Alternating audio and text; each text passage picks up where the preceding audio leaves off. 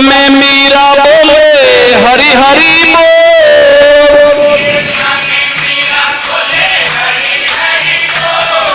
मेरता में मीरा बोले हरि हरि बोल।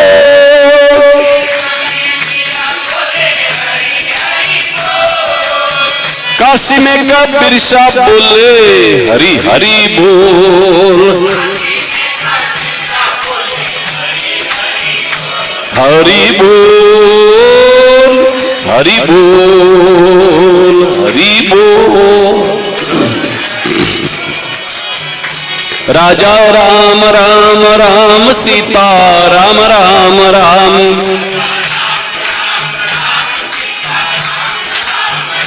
राजा राम राम राम सीता राम राम राम।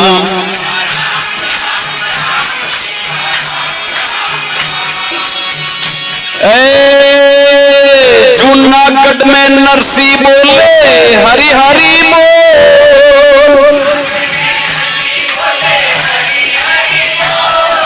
जूनागढ़ में नरसी बोले हरि हरि बोल।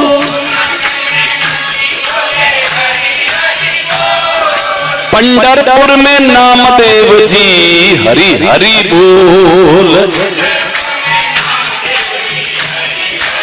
बोल हरि बोल हरि बोल। राजा राम राम राम सीता राम राम राम।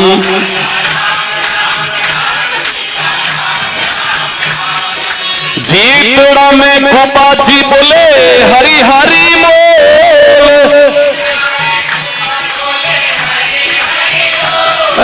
झीटड़ा में गोपा बोले हरि हरि बोल।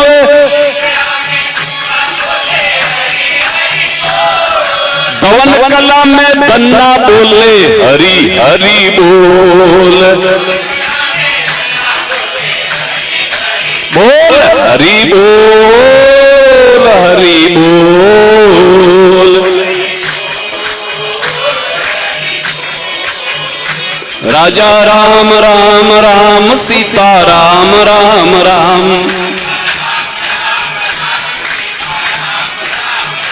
राजा राम राम राम सीता राम।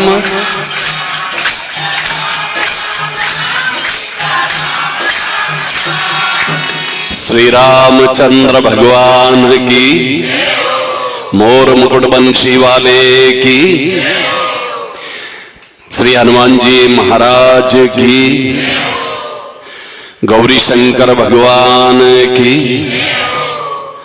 श्रीमद् भागवत महापुराण की, वेदव्यास जी महाराज की, जगतगुरु श्री रामानंदाचार्य भगवान की, अनंत कोटि सर्व संत वैष्णव भगवान की, सनातन धर्म की, गौ माता की, भारत माता की। आज का दिन श्रावण मास हरियाली अमावस्या, इतना श्रेष्ठ दिन अपने को सत्संग मिल रहा है। चातुर्मास के माध्यम से, श्री भागवत के माध्यम से सत्संग मिल रहा है। आज गुरुवार और अमावस्या है, सर्वश्रेष्ठ दिन है। आज के दिन कई लोग तीर्थों में जाते हैं, कई, लेकिन जब सत्संग रूपी तीर्थ में कोई भाग्यशाली आकर के बैठते हैं, देखो कुछ अपनी, वैसे तो जब सत्संग मिल जाए वो सब दिन सर्वश्रेष्ठ है, लेकिन कुछ विशेष स्थितियां हैं अपनी, उस दिन तो सब कुछ छोड़ करके सत्संग करनी चाहिए। पूर्णिमा हो, अमावस्या हो और एकादशी। हमारे पर्व जन्माष्टमी, रामनवमी, नृसिंह चतुर्दशी, वामन द्वादशी, अक्षय तृतीया, ऐसे कई पर्व आते हैं। उन दिनों में विशेष रूप से उन तिथियों के कारण बहुत ज्यादा महिमा बढ़ जाती है। थोड़ी आवाज कम रखो इनको।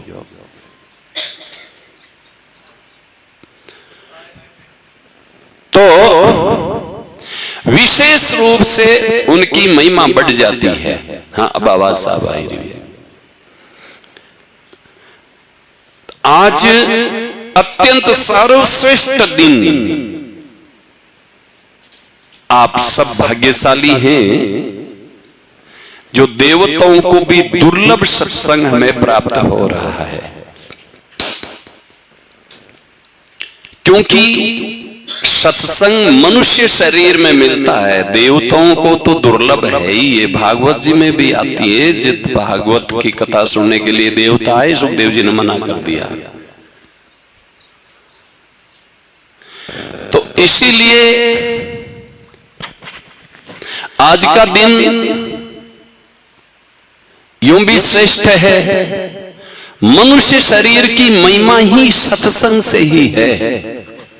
आप सत्संग करते हो, भगवान का नाम सुमरण करते हो, और वो भी इन कलिकाल में, और भी महिमा बढ़ जाती है। क्योंकि कलयुग में सत्संग में मन लगाने वाले बहुत कम मिलेंगे।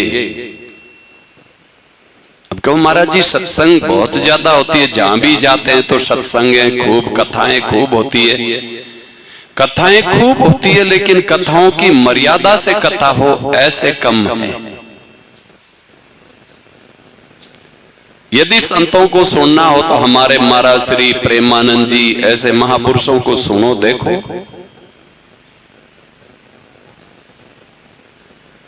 तो ऐसी सत्संग बहुत कम मिलती है।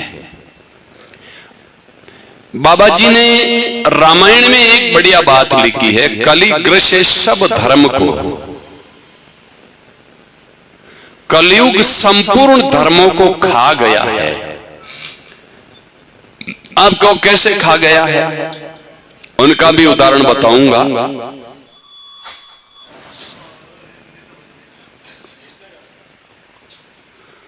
कलिग्रसे सब धर्म को, सब ग्रंथ लोप हो गए। दंभियों ने अपने, बीचे बीचे क्यों बोलो यार, थे सभी क्यों छोड़ो बार बार।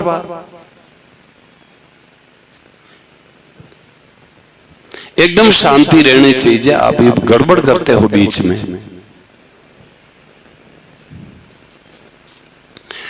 कलिग्रसे सब धर्म को, संपूर्ण धर्मों को कलयुग खा गया। कैसे खा गया? उदाहरण के तौर पर हम पहले भोजन के ऊपर पूरा ध्यान देते थे, हमें क्या खाना चाहिए और क्या नहीं खाना चाहिए, वो छूट गया। अन्न जल मनुष्य के लिए शुद्ध पदार्थ बनाया भगवान ने। अब हम साधु संत भी क्या करें, स्थिति इतनी विकट है कि शुद्ध आहार लेना चाहिए तब भजन में मन लगेगा, ये प्रमाण है। शुद्ध आहार तो घर की गैया हो, देसी, वही शुद्ध आहार ले सकता, नहीं तर मिलावट से कोई बच नहीं सकता। सत्यता कितनी वो तो मैं नहीं जानता, लेकिन एक बिलाड़ा में सुतार है, हमारे अच्छे सत्संगी हैं, रोजास के हैं और बहुत अच्छे सत्संगी। एक बार हमारे उनके बीच में चर्चा चली तो उन्होंने बताया कि महाराज एक नागौर साइड का व्यक्ति था, उन्होंने बताया कि भाई उनके बेटे से पूछा कि तुम क्या कर रहे हो, कि मैं ट्रांसपोर्ट का काम कर रहा हूं। तो क्या लाते ले जाते हो, कि घी की सप्लाई कर रहे हैं हम। किसकी? घी की। पहले जनसंख्या कम थी, गाय भैंस ये ज्यादा थी, सबको पता है। आज से 50 साल पहले, 60 साल पहले, और किसी के ज्यादा काम पड़ता तो 6 महीना पहले से घी इकट्ठा करने लग जाते थे। कितना महीना पहले? हाँ, हमारे जो बूढ़े बुजुर्ग कहते थे कि 6 महीना पहले घी इकट्ठा करने लग जाते कि भाई विशाल कार्यक्रम है तो घी चाहिएगा। तो गायें भैंसियां ज्यादा थी, जनसंख्या कम थी, तब भी घी की इतनी शॉर्टेज यानी इतनी कमी कि पहले से तैयारी करनी पड़ती। अब जनसंख्या ज्यादा, गौवंश नष्ट की ओर ही समझो, बहुत विनाश हो गया गौवंश का। जनसंख्या ज्यादा, गौवंश बिल्कुल कम,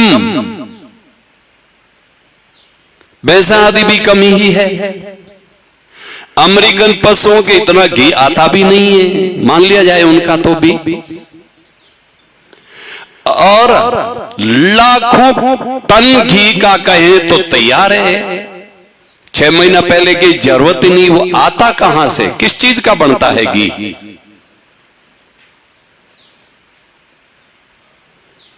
कभी आपने विचार किया क्या? कृष्णा घी है, वो अमुक घी है, छाप लगा दी किसकी, लेकिन है क्या इसमें? तो उन्होंने बताया कि भाई घी की सप्लाई की बात आई तो उनके पिता ने कहा भाई जहां घी बनता है उस कंपनी में हमें ले जाओ। तो उस कंपनी में ले गए। अब सत्यता तो भगवान जाने हुई, मैंने तो जो सुनी वो बात बोल रहा हूं। कंपनी में ले गए तो कंपनी वालों से पूछा कि भाई आप, मैं ये जानने के लिए इच्छुक हूं कि घी कैसे बनता है। तो बोले कि बाबा बता दूं क्या? हाँ बता दो। तो उनको दिखाया, हजारों संख्या में ऊंट बंधे हुए थे कि इनका घी बनेगा, कि इनका घी बनेगा। हाँ देख लेना, तो दिखाओ। तो जब समय आया तो एक बारी खोल करके उनको पास में खड़ा किया, इतना टेम्परेचर का पानी छोड़ा उन ऊंटों के ऊपर, चमड़ा एक तरफ, चर्बी एक तरफ, हड्डियां एक तरफ। उन चर्बी में घी का एसेंस डाल करके डिब्बा भर करके रख दिया, ये घी। उस दिन से उन्होंने घी खाना बंद कर दिया कि मैं घी नहीं खाऊंगा अब जीवन में कभी भी। और उन्होंने घी की सप्लाई का काम भी अपने बेटे से बंद करवा दिया कि नहीं, हमें ऐसे पैसे नहीं चाहिए। समझ में आता है कैसे घी बनता है? मान लिया जाए कोई हठपूर्वक है कि नहीं ये तो झूठ है, तो जोधपुर में कई सालों पहले मंडी में मिलावट का घी हजारों कुंटल पकड़ा गया। नित्य न्यूज आती है कि मिलावट का पनीर पकड़ा गया, मिलावट की वो चीज पकड़ी गई, वो पकड़े गए। तो मिलावट का मतलब जहर है। तो आप घी और दूध के रूप में जहर ही खा रहे हो। तो कलयुग ने धर्म को खा लिया कि नहीं खाया? आप खाते हो। किसी को कहें तो मानने के लिए भी कोई तैयार नहीं, आज घी बिना नहीं चले। दिखाओ भाई, नहीं चले तो आप जानो, आपका काम जाने।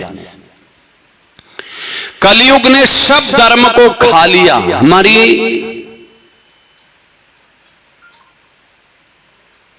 माताएं बहनें सही जगह पर ही आहार करती थी। अब जाती थैला पर से पानी पूड़ी लेकर वो बैठी खड़ी खड़ी खाए। आदमी भी वहीं खड़े खड़े खाए।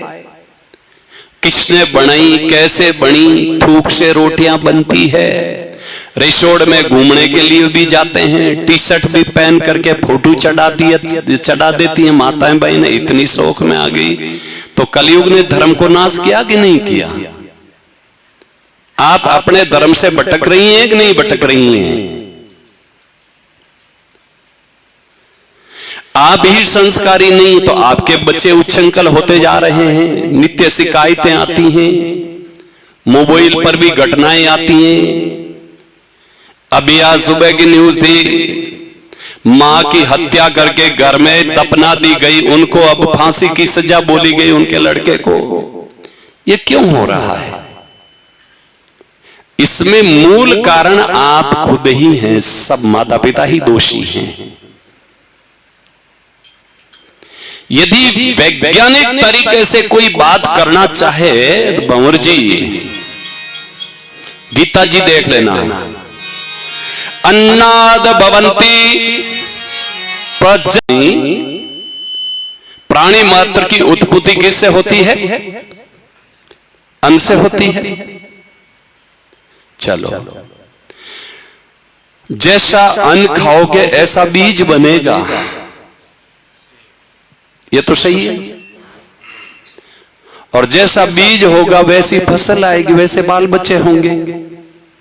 हालांकि ये विषय हमारा नहीं है, हमें कोई लेना देना नहीं है, लेकिन बड़े दुख से कहना पड़ता है, कुछ ऐसी रिपोर्टें आती हो तो। अन्नाद भवन्ति भूतानि पर्जन्यादन्न संभवः, और अन्न बरसात से होता है, और बरसात यज्ञ से होती है। यज्ञ कर्मों के द्वारा ऐसे ये विधि गीता जी में देख लेना। कहने का तात्पर्य क्या है? अन्न जैसा आप खाते हैं उनका बीज बनता है, बस उसी बीज से अन्न के साथ में जो जीव जाता है, और वो जीव मां के गर्भ में प्रवेश होकर के वो बच्चा या बच्ची के रूप में आते हैं संसार में। तो जैसा आपने अन्न खाया, पानी पुड़ियां खाई, होटलों में रिसोर्ट में खाए, वो खाए, वही खाए, कुछ नहीं छोड़ा, चर्बी का घी खाए, उनसे बीज कैसा बनेगा, उनसे होने वाले संतानें कैसी होगी, आप समझ ले। में तो दोषी कौन है बताओ? संतान दोषी है कि आप माता पिता दोषी हैं? फिर रोते भी हैं, हाय रे हमारे घर में ऐसे कैसे हो गए, तुम कैसे थे, तुमने क्या खाया क्या पिया, तुम लोगों ने अपना सुधार नहीं किया, और फिर रोते। तो रोने से क्या प्रयोजन है भाई? इसीलिए खान पान को भी नष्ट कर दिया इस कलिकाल ने, रहन सहन को भी नष्ट कर दिया। माताएं टी शर्ट पहनती हैं, बच्चियां क्या पहनेगी? वो जीन्स में कम कपड़े में घूमेगी कि नहीं घूमेगी? फिर रोवोगे। अरे या तो खुले कर दो, जो जहां जाए जो कुछ करे करे, रोवो मत। रोवो तो अपना सुधार करो भाई, स्वयं अपना सुधार करते नहीं हो, और आपत आती है तो रोते भी हो। क्या प्रयोजन है रोने से?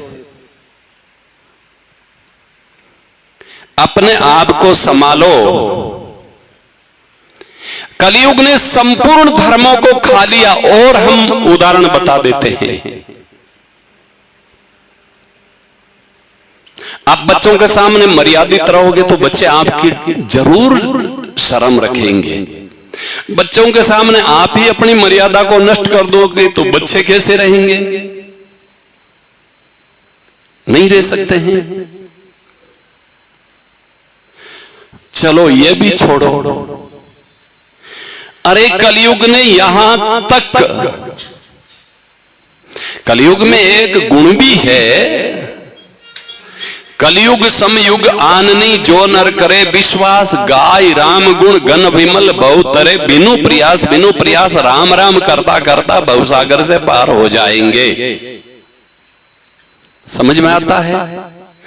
लेकिन इन कलयुगी नाटकबाजियों ने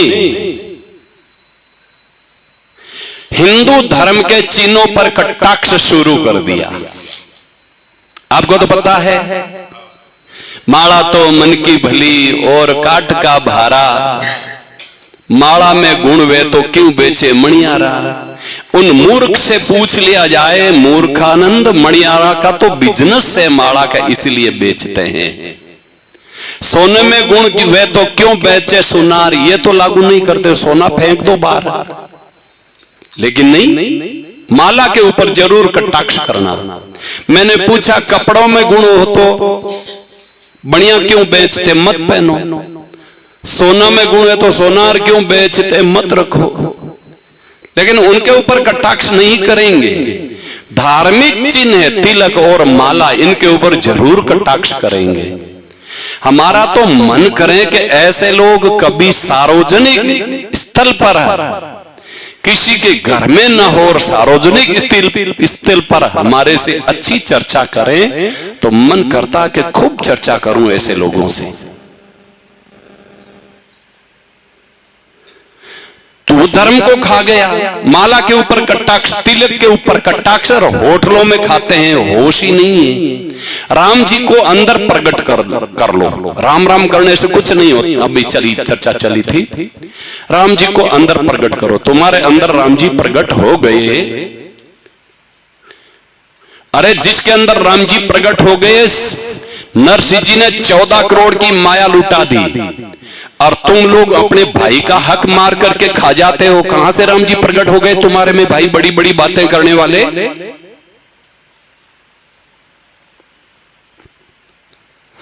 हर व्यक्ति, मैं भी हूं, ज्यादा से ज्यादा आश्रम के निर्माण में लगा हूं। राम जी प्रकट हो गए तो ये शरीर भी छूटेगा, तो क्यों आश्रम के चक्कर में पड़े हैं। एक एक व्यक्ति के हजारों आश्रम, और वो व्यक्ति हजारों आश्रम में नहीं रहते हैं, अपने अनुयायियों को छोड़े हुए हैं और पैसे इकट्ठे करते हैं। उसके पास में प्रॉपर्टी जाती है, राजनीति के संरक्षण में वो कमा के खा रहा है। कमा के खा तो क्या रहा, अर्जित कर रहे हैं। ये भी बोलना भी खतरे से खाली नहीं है। हाँ, दुश्मनी भी ज्यादा बढ़ती है। तो ये भी देखा जाए, यह सिद्ध होता है कि कलयुग ने सब चौपट कर दिया। आज उनके पीछे लाइनें लगी हुई हैं कि जो झूठ फैला रहे हैं। माला में कुछ भी नहीं है, तिलक में कुछ भी नहीं है, तो तुम्हें पैसा भेंट कर दें उसमें सब कुछ है क्या। तुम लोग गायों की सेवा की क्यों नहीं शिक्षा देते हो भाई। गोवंश नष्ट होता जा रहा है, उनका संरक्षण में कोई योगदान नहीं है जिन लोगों का। हमारे मैसूर में हम एक जगह गए थे, तो उनके पास अमेरिकन गायें थी, धर्म का प्रचारक के पास में। तब हमने पूछा कि आप धर्म के प्रचारक होकर के अमेरिकन पशु रखते हो, भारतीय देसी गाय क्यों नहीं रखते हो। दूध तो भारतीय देसी गाय का अच्छा होता है, इनमें कई प्रकार की बीमारियां हैं। तब उन्होंने कहा कि इनमें भी तो जीव है। क्या है? मैंने कहा जीव तो कुत्तिया में भी है, उनका दूध पियो। फिर चुप हो गए। अरे भाई, तर्क करेंगे लेकिन अच्छी बात को स्वीकार करने के लिए कोई तैयार नहीं है। राम नाम से मुक्ति होती है, ये ध्रुव सत्य है। रत्नाकर डाकू, इन मूर्खों से पूछ लिया जाए जो राम नाम की आलोचना करने वालों से, कि रत्नाकर डाकू वाल्मीकि बना तो उन्होंने पहले राम जी को प्रकट नहीं किए, ऐसा राम राम किया कि राम जी के नाम के प्रभाव से राम जी अंदर प्रकट हो गए,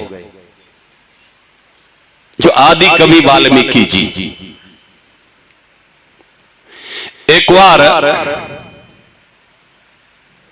खांगटा में सत्संग चल रही थी, एक मतवादी संत थे, उन्होंने बोलना शुरू किया कि राम राम करने से क्या होगा, रोटी रोटी करने से पेट नहीं भरता है, ऐसे राम राम करने से कुछ भी नहीं होता है। फिर हमें बोलने के लिए कहा, तो मैंने कहा कि भैया रोटी बोलेंगे तब ला करके परोसेंगे, तुम दूर बैठ जाओ, रोटी का कहो मत, रोटी का ध्यान कर लो, ऐसी गोल गोल रोटी है, ऐसा सा आगे पेट भर जाएगा क्या? आपके थाल में रोटी आ जाएगी क्या? बोलना पड़ेगा, रोटी लाओ, फिर आ गई तो पाओ। राम नाम की दीक्षा ले ली तो फिर उनकी साधना में लग जाओ।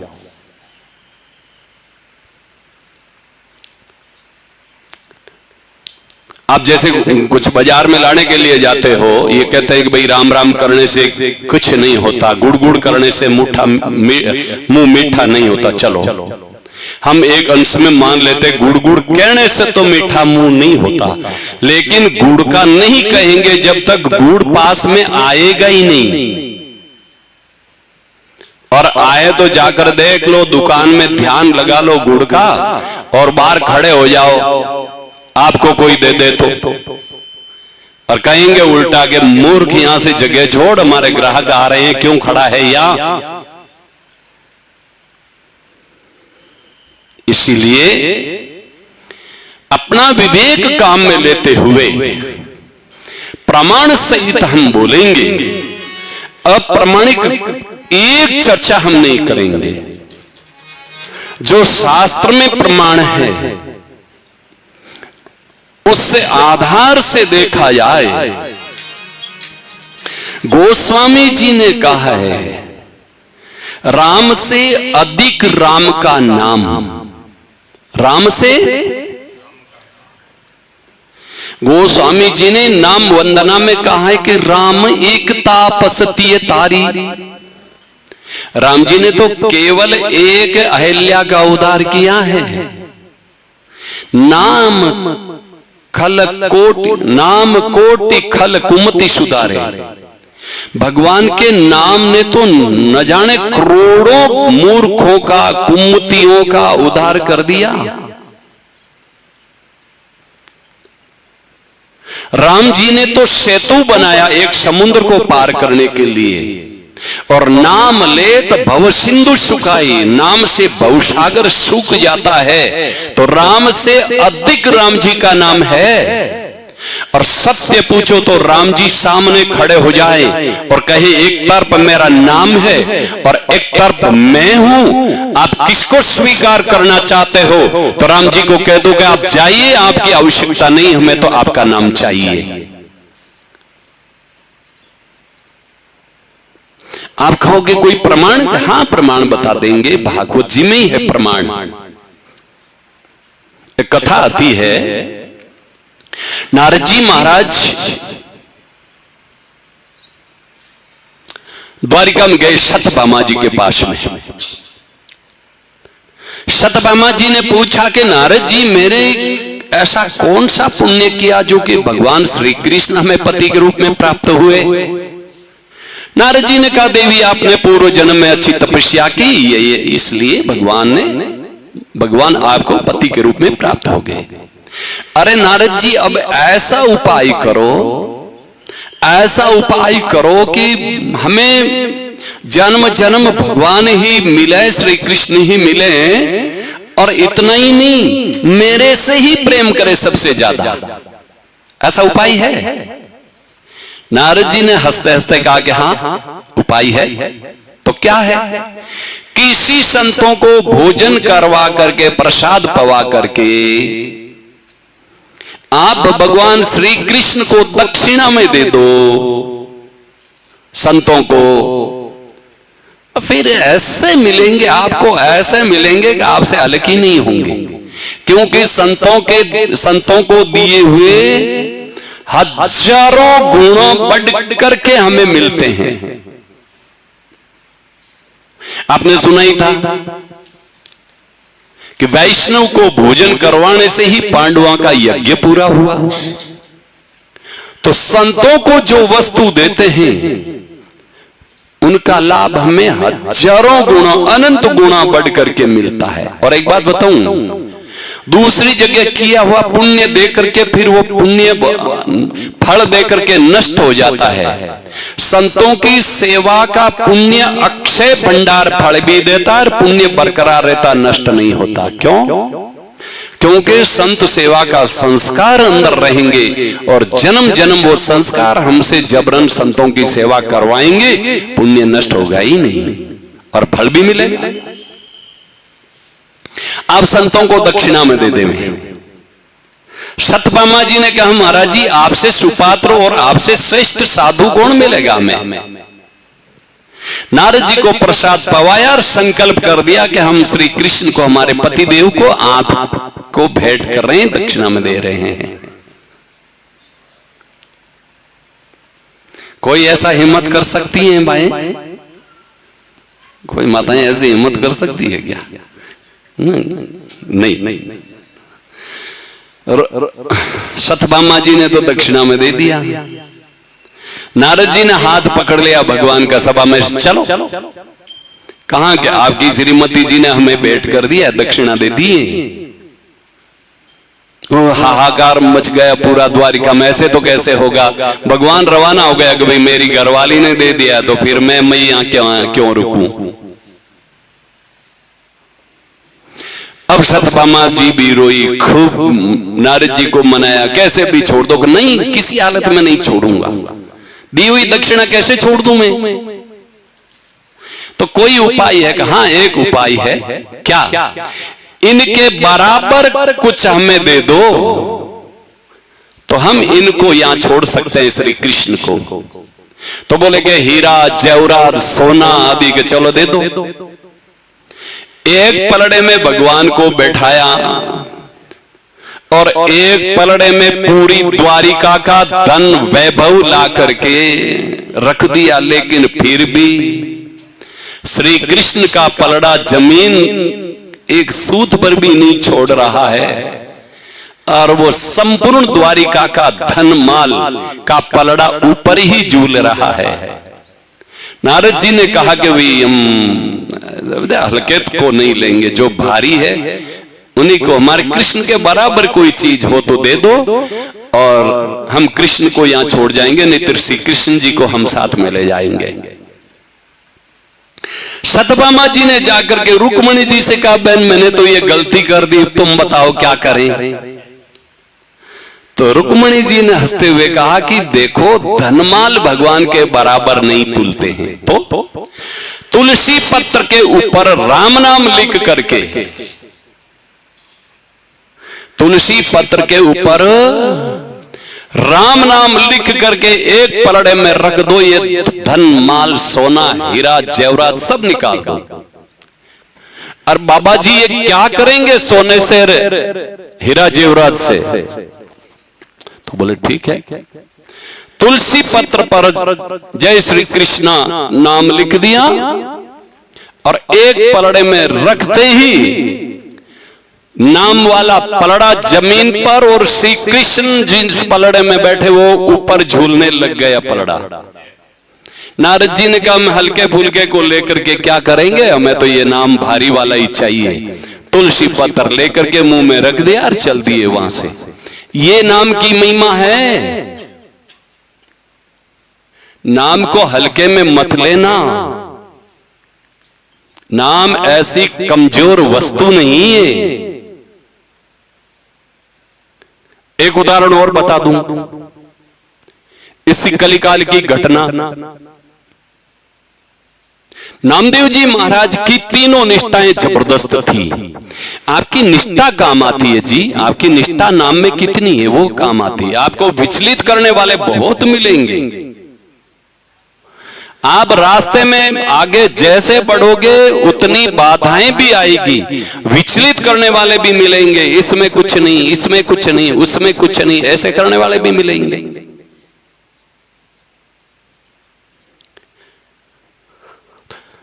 तो निष्ठा नामदेव जी की एकादशी, हरिनाम और तुलसी, ये तीनों निष्ठा हमारे वैष्णव में तीन ही निष्ठा पक्की होती है। गले से तुलसी को अलग नहीं करना, ये बंवर जी हमारे साथ में थे, छाती में कप जम गया जबरदस्त। ये लगे कि चलो एक्स्ट्रा करवाएं। उनका ठीक है करवाओ भाई एक्स्ट्रा। ये लेकर के गए, एक्स्ट्रा वाले ने कहा ये सब खोलो, खोल दिया। ये जो गले के ये भी खोलो। मैं ये नहीं खोलूंगा। क्यों? मैं ना नहीं, एक मणका तो तुलसी का हमारे गले में रहना ही चाहिए, मैं अलग कर नहीं सकता हूं। मेरे मन में क्या है कि जैसे ही मैं अलग करूं, शरीर का कोई भरोसा नहीं, तुलसी खोल के रखते ही हार्ट अटैक आकर के गिर गए नीचे तो तुलसी तो अलग रह जाएगी गले से। हम तो शरीर का भरोसा करते नहीं है। आपको तो शरीर का भरोसा है, इसीलिए आप खोल भी देते हो और 2-4 दिन से पहन भी लेते हो। हमारे को तो कोई शरीर का भरोसा है नहीं। हमने मना कर दिया, मैं ये तो मैं नहीं खोलूं। मैंने बंवर जी से कहा चलो हमें एक्स्ट्रा करवाना ही नहीं है, मरना मंजूर है लेकिन ये खोलना तो मंजूर नहीं है। तो एक्स्ट्रा वाले ने सोचा ये तो चले जाएंगे, अरे आओ आओ वापस आओ, में क्या बात है, हम एक्स्ट्रा कर देंगे। मैंने कहा फिर एक्स्ट्रा तुम छाती का कर रहे हो और गले से क्यों खुलवाते हो? ऐसे निष्ठा अपनी मजबूत रखो आप। हरि नाम में नामदेव जी की अच्छी निष्ठा थी। एक धनी मानी सेठ सबको दान पुण्य में, किसी को दक्षिणा दे रहा है, किसी की मदद कर रहा है, किसी संतों को भेंट दे रहा है, भोजन प्रसाद करवा रहा, अन्न क्षेत्र चला रहा है। और अन्न क्षेत्र में किसी ने सुझाव दिया, सेठ जी अपने पंढरपुर में ही नामदेव जी रहते हैं, इनको तो कुछ दो ताकि इनके यहाँ संतों की सेवा चलती है। सेठ जी ने बहुत आग्रह करके नामदेव जी को भोजन करवाया और बोले नामदेव जी आप मुंह से मांगो उतना मैं श्रवण दे दूंगा। नामदेव जी ने कहा सेठ जी हमें तो कुछ नहीं चाहिए, हमारे जैसे तो कोई कहे कि भाई मुंह से मांगो उतना सोना दे दूंगा, हमें तो पता चल जाए ना कि हाँ बंवर जी इतना दे भी सकते, तो हम सीधा ही बोलेंगे 5-10 किलो सोना दे दो। हाँ लेकिन नामदेव जी तो कोई लालची थे नहीं ना, इसलिए उन्होंने नहीं कहा। नामदेव जी ने मना कर दिया, हमें कुछ नहीं चाहिए सेठ जी, भोजन प्रसाद हो गया, राम राम करो और कुछ नहीं चाहिए। बोले कि नहीं आप बताओ, तो हम आपको सोना देना चाहते हैं। तब नामदेव जी ने तुलसी पत्र राम नाम लिख करके कहा कि सेठ जी इनके बराबर सोना दे दो। सेठ जी हंसने लगे, तुलसी पत्र में क्या वजन है एक पत्ते में, और इनके ऊपर सोना, महाराज मेरा अपमान है ये, आप हमसे कुंटल 2 कुंटल मांगते तो भी दे देते, लेकिन ये तुलसी पत्र के बराबर ऐसा मत करो। कि नहीं नहीं नहीं सेठ जी ऐसा है कि हमें देना हो तो इसी के बराबर दे दो। सेठ जी के घर का हीरा जेवरा सोना चांदी सब रख दिया, लेकिन तुलसी पत्र वाला पलड़ा ऊपर नहीं आए, रिश्तेदारों से सोना मंगवा लिया। नामदेव जी ने कहा सेठ जी सावधान हो जाओ। क्या नामदेव जी और कहीं से उधार मंगवा लूंगा, लेकिन मैं सोना तो इसके बराबर दूंगा। कि नहीं हमें लेना नहीं है, इतना भारी धनमाल मेरे पास में है, ऐसी अमूल्य राम नाम की पूंजी मेरे पास में है, आपका सोना मैं नहीं लेना चाहता हूं। तुलसी पत्र उठा करके नामदेव जी चल दिए। ये महिमा राम नाम की है।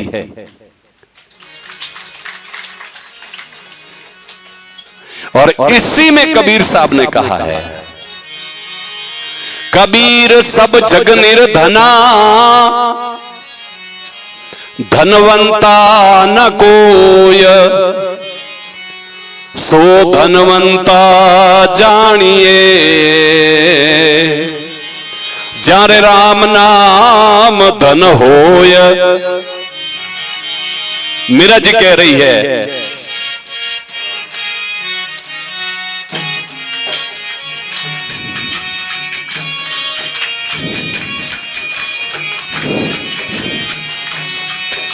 पायोरी मैंने राम रतन धन पायो, पायोरी मैंने राम रतन धन पायो, राम रतन धन पायो, राम रतन धन पायो, पायो री मैंने राम रतन धन पायो, पायो री मैंने राम रतन धन पायो।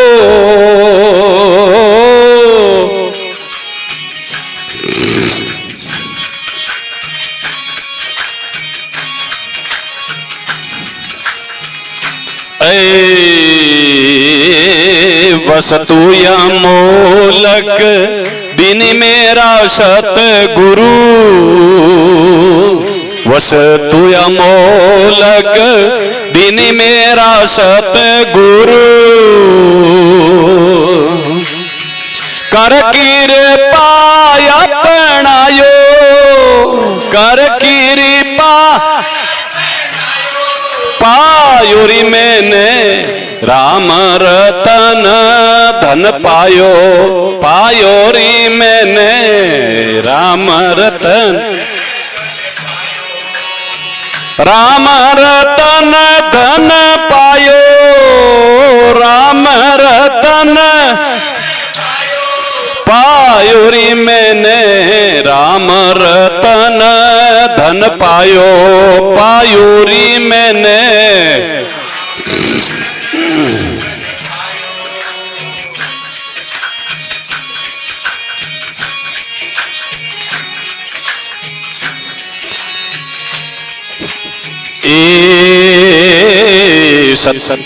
सतरी है नाव, नावड़िया सतगुरु, सतरी है नाव, नावड़िया सतगुरु, भव सागर तरी आयो, भव सागर तरी आयो, पायो री मैंने राम रतन धन पायो,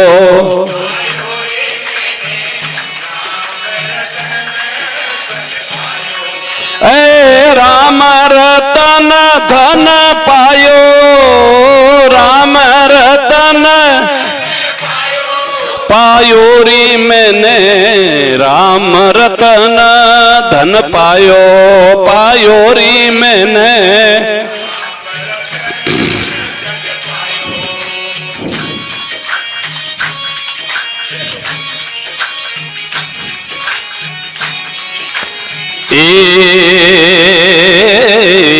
खर्चो नी खुटे चोर न लूटे, खर्चो ना खूटे चोर नहीं लूटे, दिन दिन बढ़े सवायो, दिन दिन पायो री मैंने राम रतन धन पायो,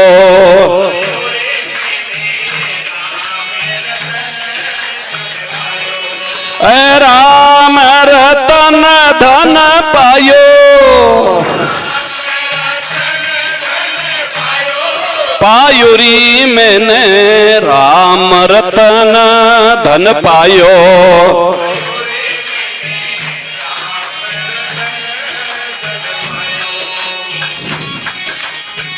जन्म जन्म की पूंजी पाई,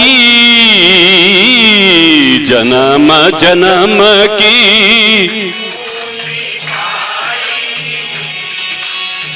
सारो जग खोवायो, सारो जग पायो री मैंने राम रतन धन पायो,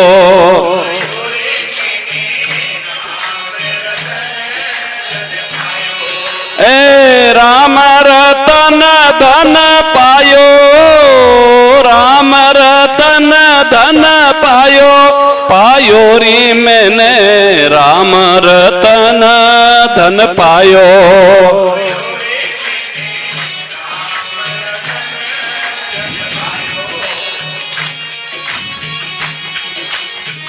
मीरा कहे प्रभु गिरधर नागर, मीरा कहे प्रभु गिरधर,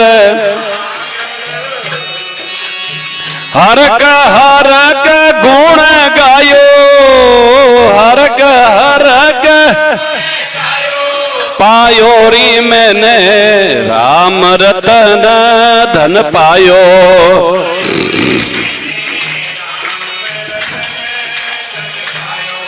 ए राम रतन धन पायो, पायोरी मैंने राम रतन धन पायो।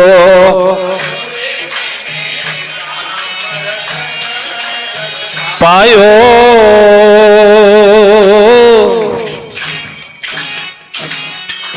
श्री रामचंद्र भगवान की। यह धन ऐसा है कि खर्चने से कम नहीं पड़ता और चोर उनको लूट नहीं सकता। बात बताऊं आपको, हमारे गले में कितनी हम मालाएं पहन लेवे, कोई 10 आदमी 12 फिर जाए, लूटने लग जाए, तो कोई कीमती चीज तो हमारे से, उनकी दृष्टि में जो कीमती ना, हमारी जो दृष्टि में, हमारे विचारों में जो कीमती चीज है वो हमारे से कोई नहीं छीन सकता। हमारे कीमती चीज है ये। हाँ, ये महाराज माड़ा ये पहना दूं आपको? नहीं नहीं नहीं, इतनी बड़ी मारूं तो कौन पहरी से। हाँ, कोई बेचारा आदमी मन कर भी ले तो उनकी घरवाली टोक देगी, दिमाग खराब है क्या आपका? ये बाबा जी का है, इतना बड़ा क्यों पहन दो, कम रखो गले में, ऐसा भी बोल सकती हैं कहीं। और हमें के तो पता है बोलती है कहीं। हाँ, किसी को शौक ज्यादा है, हमारे जैसे कई लोग ज्यादा यूं रखना चाहे तो उन घर में से टोका टोकी होने लग जाती है। इतना क्यों पहनते हो? अरे भाई गला इसका, तुम्हें क्या परेशानी है? लेकिन नहीं, अच्छा नहीं लगता हो समाज में हो, तो इसीलिए हमारे से जो हमारे विचारों में कीमती नहीं है, फालतू की चीजें, वो हमारे से जरूर छीन सकते हैं। रुपये, पैसे, सोना, चांदी, मान लो कुछ हो तो छीन लेंगे, लेकिन ये हमारे से कोई छीनने वाले नहीं, बिल्कुल नहीं है। क्योंकि तो इसीलिए सर्वश्रेष्ठ धन तो यही है, कोई लूट नहीं सकता। और ये हमारे से कोई छीने कोई रुपया पैसा और हम देने में आनाकानी करें तो शायद चाकू से भी हमारा काम तमाम कर सकते हैं, लेकिन माला छीन ले के लिए कोई चाकू नहीं चलाएगा, पक्की गारंटी है। तो सर्वश्रेष्ठ तो धन यही हुआ। हम वृंदावन में खड़े थे, एक माता जी ने कहा जरूर, महाराज जी, मैंने कहा बोलो माता जी क्या बात है? आपकी पहनी हुई एक माला, और सब बड़ी बड़ी माला है हमारे पास में, तो कोई छोटे मणके की माला तो है नहीं, एक माला हमको दे दो। उनको माता जी मैं माला ले सकता हूं लेकिन दे नहीं सकता किसी को। तब 2-4 माताएं और थी कि तुम्हें दे दे तो हम पूरा गला ही खाली करवा देंगे, क्योंकि तुमको देंगे तो हमको भी देंगे। मैंने कहा भाई ये देने की चीज नहीं है। जो इनके ग्राहक इनकी महिमा जानते हैं वो जरूर प्रार्थना कर सकते हैं कि महाराज जी एक दे दो, लेकिन इनकी महिमा जो सोना चांदी लूटने वाले क्यों समझेंगे? तो इसीलिए मीरा जी बोल रही खर्चियों नहीं खूटे। अच्छा, माला कोई छीन भी ले तो अंदर जो राम नाम का भंडार आपने भर लिया वो कोई नहीं छीन सकता। राम नाम रूपी धन चोर लूट नहीं सकते हैं। आपने हजारों को राम नाम का वितरण कर दिया, तुम लिखो, तुम राम राम करो, तो फिर ये सोचने की जरूरत नहीं कल हम क्या करेंगे। ज्यादा बढ़ता है, अंदर इतनी निष्ठा हमारी मजबूत होती जाएगी। और ये मिलते कहां है? वस्तु अमोलक दी मेरे सदगुरु।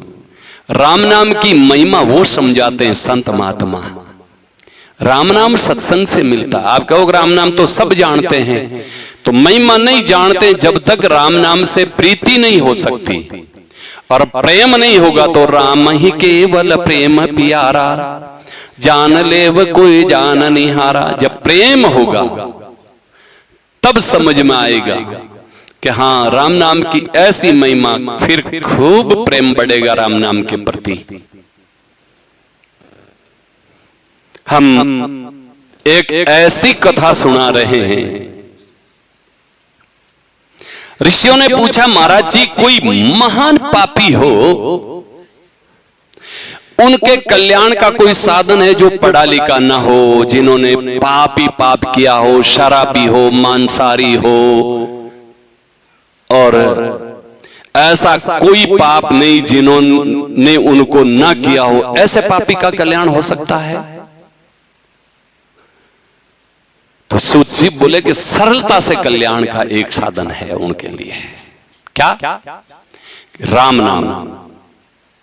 हाँ, ऐसों का भी, हत्यारों का, चोरों का, डकैतों का, बदमाशों का, मांसाहारियों का, शराबियों का, जुआरियों का, सबका, हाँ सबका कल्याण एक राम नाम कर सकता है। दूसरे में किसी में भी क्षमता कल्याण करने की नहीं है। तो कैसे? तब एक पुरातन इतिहास सुना रहे हैं हम, आप सुने। एक अजामिल नाम का ब्राह्मण था। अजामिल नाम का ब्राह्मण बहुत विद्वान था, वेद पाठी था, और यज्ञ के लिए समिधा लाने के लिए जंगल में गए थे। उन्होंने एक दृश्य ऐसा देखा कि एक वेश्या और एक उनका प्रेमी शराब पिए हुए थे, उन्मत्त होकर के एक दूजे के गले में हाथ डाल करके नाच रहे थे। उन अस्त व्यस्त स्थिति में देखा, अजामिल का मन उधर खंच गया। हम आपसे पूछना चाहते हैं, अजामिल के जैसा वेद पाठी ब्राह्मण साधक था, उच्च कुल में जन्म था, वो एक वेश्या को उस स्थिति में देखा और भ्रष्ट हो गया। तो आप, जो कोई, आप नहीं बोल रहा हूं, जो कोई भी, क्योंकि आप तो सत्संगी हैं, हमें विश्वास है जहां तक आप ऐसा ना तो कोई खाते होंगे, ना रिसोर्ट में घूमते होंगे, नहीं होटलों में जाते होंगे, हमें तो विश्वास ऐसा है। फिर जाते हो तो आप जानो, आपका कर्म धर्म जाने, हमें तो कोई लेना देना नहीं है। लेकिन हमारा तो विश्वास है कि आप बाहर के तो पानी पूड़ी भी नहीं खाती होंगी। हमारी माताएं बहुत समझदार है, नहीं खाती होंगी, और खाती होंगी तो अब सावधान हो जाएगी। ये भी विश्वास है, किसी ने गलती से कोई खाते हो तो चटोकड़ा ना बने, अपने घर बना करके खावे, है ना। तो और होटलों का आनंद लेना हो तो आपके घर वालों को भेज देना कि होटल में क्या बन रहा है, मोबाइल से फोटो ले आएगा और वो घर में बना करके प्रसाद पा लेना। घूमने का शौक हो तो रामेश्वर चले जाना, समुद्र में स्नान करना, जहाज में बैठ करके फोटोआं ले लेकर के खूब चढ़ाना स्टेज पर, हम तीर्थ कर रहे हैं तुम भी जाओ, ऐसा आनंद लेना हो। बढ़िया साधन करके जाओ तो ऐसे तीर्थों पर जाओ, बड़ा आनंद मिलेगा। भाई हमको तो आनंद मिल रहा है, आपको तो क्या पता रिसोर्ट में आनंद आए, क्या पता तीर्थ में कहाँ आनंद आएगा, आप जानो, हमें तो पता है नहीं। तो अजामिल ने देखते ही उस वेश्या से प्रार्थना की कि देवी, उबासियां इतनी तगड़ी किसको आती है भाई, सावधान होकर के बैठो ऐसे, और इतने में भी आलस आता हो तो थोड़ी मिर्ची की अंगुली लेकर के ऐसे कर दो, यहां पक्का नींद नहीं आएगी, सत्संग आराम से सुनोगे। तो इसीलिए अजामिल ने उन वेश्या से प्रार्थना की, देवी तुम हमारे से प्रेम करोगी क्या? बोले हाँ, हम तो हमें जो चाहते हैं उनसे प्रेम कर सकती हैं, लेकिन तुम्हारे तो एक पत्नी होगी कि हम सब कुछ छोड़ देंगे, माता पिता को उन्हीं को भी छोड़ देंगे। कौन हो तुम? के ब्राह्मण। मैं तो शराब पीती हूं, कि मैं भी पीऊंगा तुम्हारे साथ में। बस अब वेश्या ने अजामिल का साथ कर लिया और ये दोनों साथ में रहने लगे। तो ब्राह्मणों ने उनको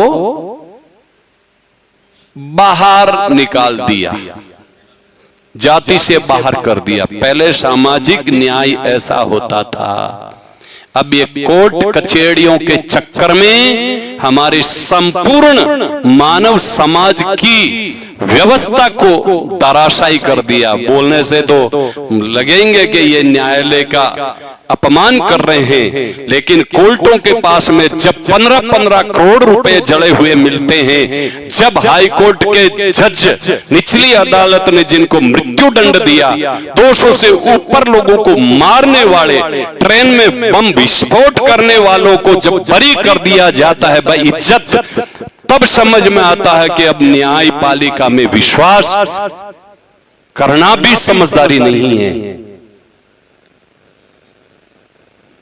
सामाजिक जो व्यवस्था थी वो ऐसी जबरदस्त व्यवस्था थी कि दूध का दूध और पानी का पानी, किसी की अपराध करने की हिम्मत ना हो, उनके ऊपर ही कोर्टों ने रोक लगा दी कि समाज किसी को बहिष्कार नहीं कर सकता है, कोर्ट चाहे जैसा फैसला दे। उल्टा सुल्टा भी। अभी जो निर्णय आया बंबई का, आश्चर्य, कन्हैयालाल के हत्यारों को जमानत मिल गई, वो खुले फिर रहे हैं। ये कोर्ट का काम है, अपराधियों को छोड़ा जा रहा है। शायद योगी जी ने इन कोर्ट के निर्णय को देखते हुए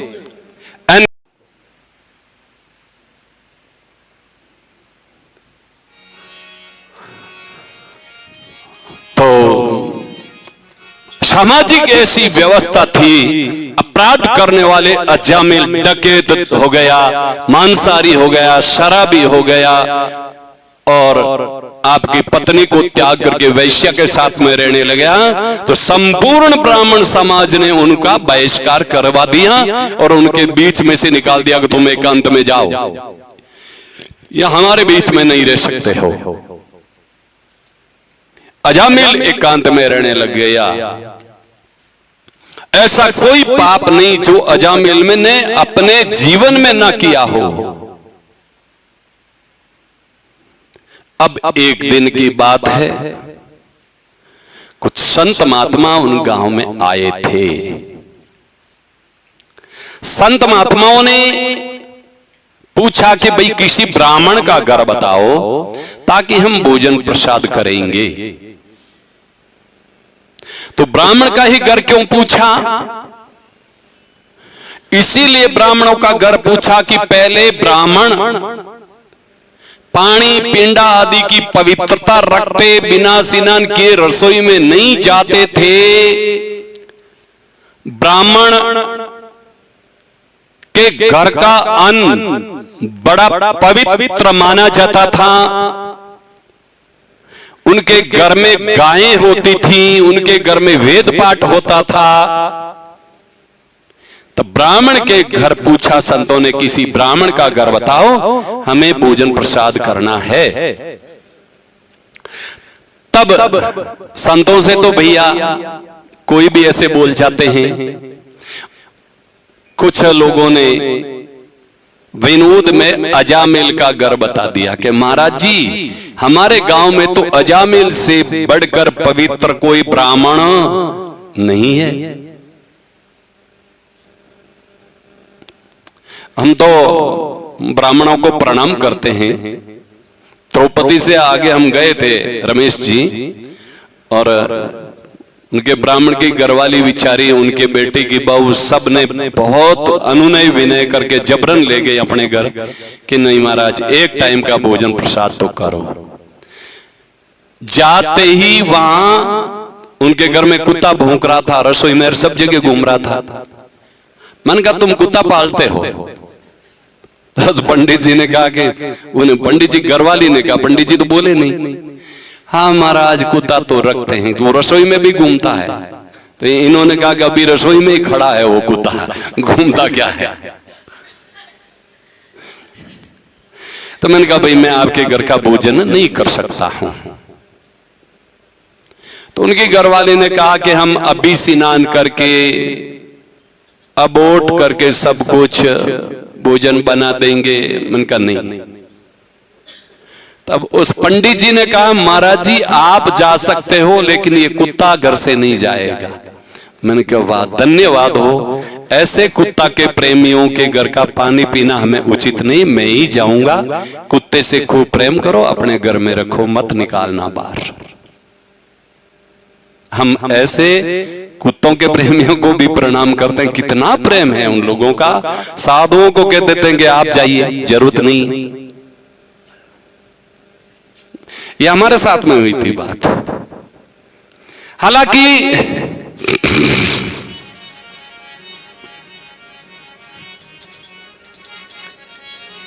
तब संतों को उन्होंने वहां अजामिल के घर भेज दिया, बड़ा पवित्र ब्राह्मण है। तो इसीलिए पहले ब्राह्मणों के घर का भोजन चाहते थे। अब तो भैया चाहे ब्राह्मण हो और सब एक समान, किसके घर का भोजन करें और किसके घर का नहीं करें यही समझ में नहीं आता। संत गए, अजामिल तो कहीं बाहर गया हुआ था, वो देवी घर में थी। जा करके दरवाजा खटखटाया, अजामिल का घर यही है क्या? तो वेश्या बाहर आई, बोला अरे, उन्होंने प्रणाम करके कहा अरे महाराज आपको किसने भेजा यहां?